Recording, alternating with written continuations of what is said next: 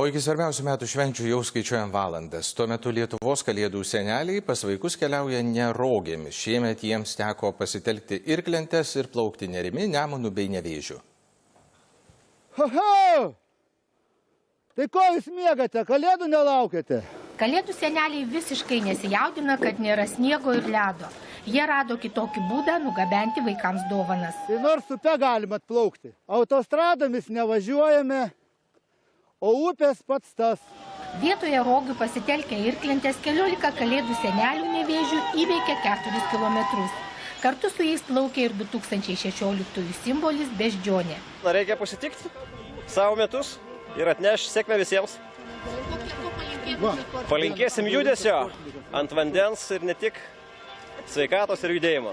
Kadangi kalėdų senelių maršrutas vingiavo per miesto centrą, palei Nevėžį susirinkę žmonės juos palydėjo džiaugsmingais sveikinimais.